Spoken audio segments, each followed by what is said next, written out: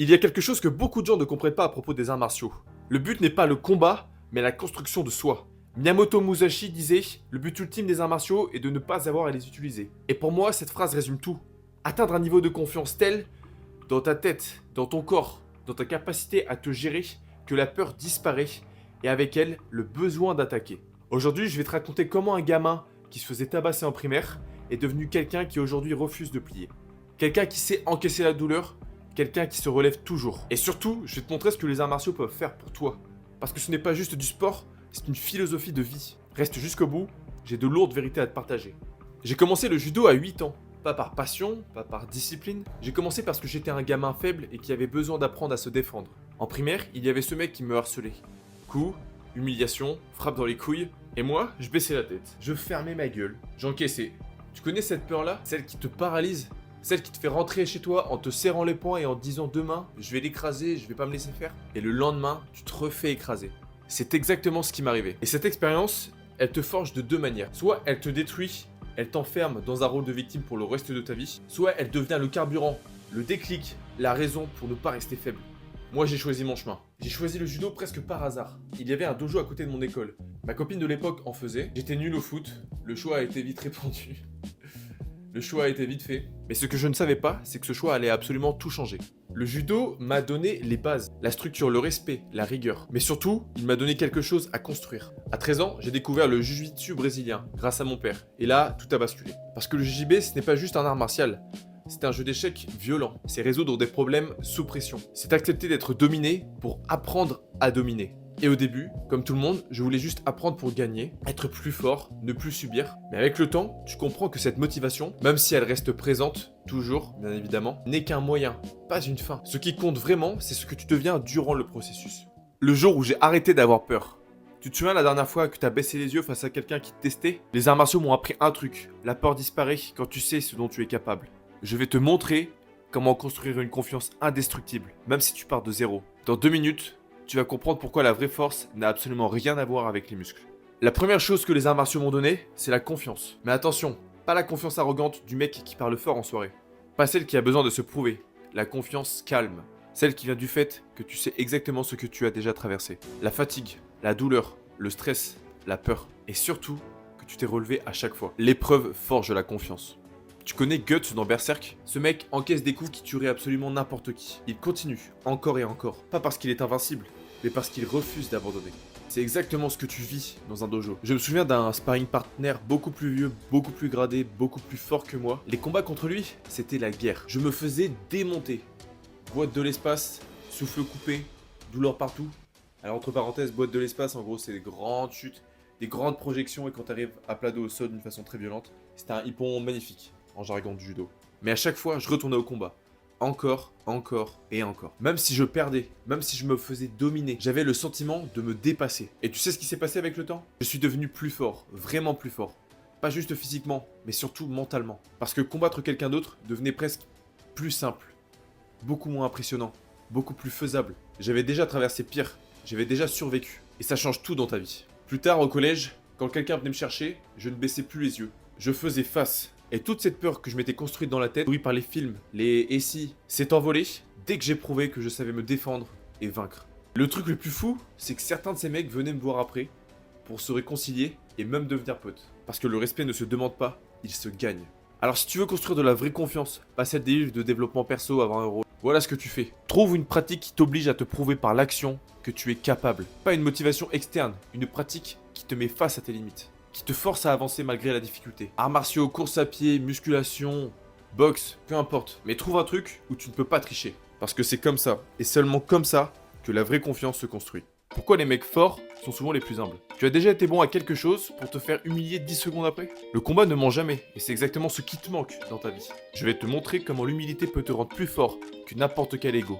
Dans les prochaines minutes, tu vas comprendre pourquoi les vrais guerriers ne parlent jamais fort. La deuxième grande leçon que le jiu-jitsu m'a donnée, c'est l'humilité. En JJB, tu peux te sentir très fort, dominer quelqu'un pendant tout ta round. Et en 10 secondes, la réalité te rattrape. Tu te fais prendre dans un étranglement, il te soumet, tu tapes, c'est fini. Et c'est une excellente chose.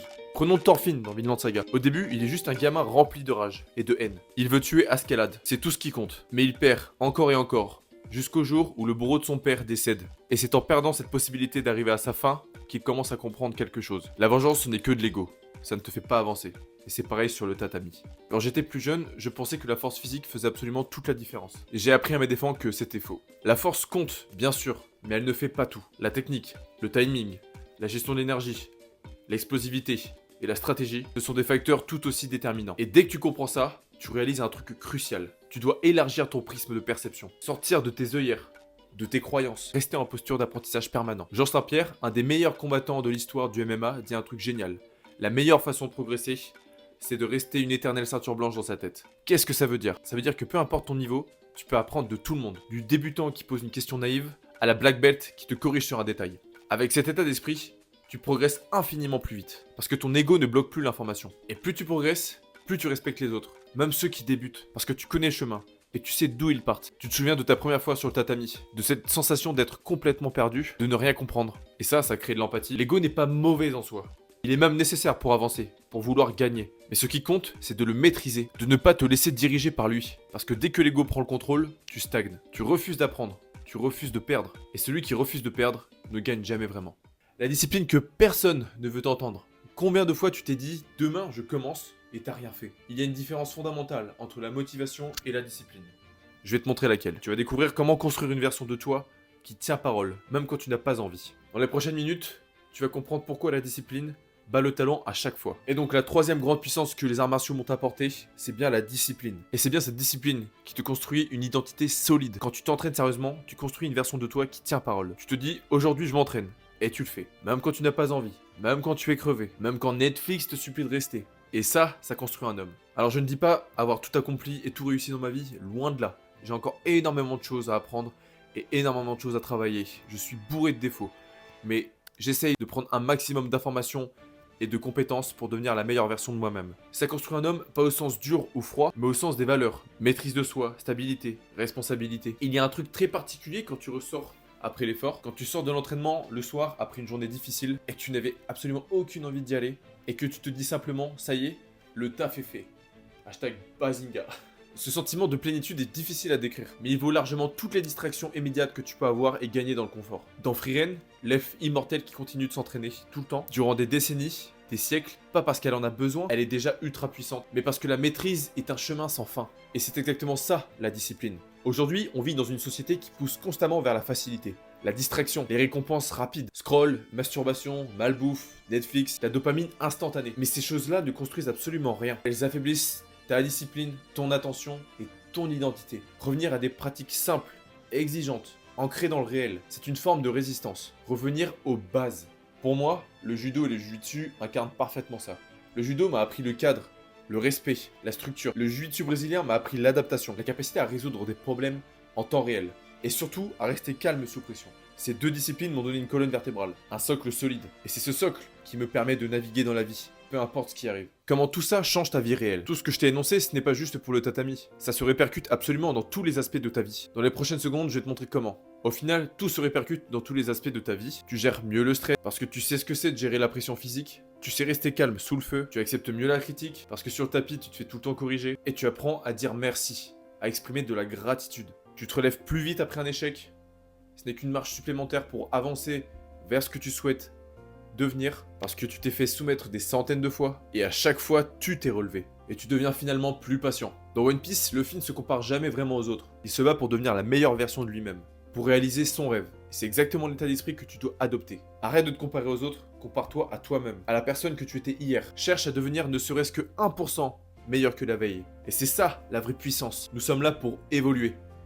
Pas pour stagner, pas pour fuir, pour grandir. Pour résumer, les arts martiaux ne m'ont pas juste appris à me battre, ils m'ont appris une manière d'être, une manière de vivre. Ils m'ont donné la confiance calme, celle qui vient des actions répétées, pas des discours. L'humilité, celle qui te fait progresser au lieu de stagner. Et la discipline, celle qui construit un homme qui tient parole. Et tout ça, encore une fois, se répercute dans toute ta vie.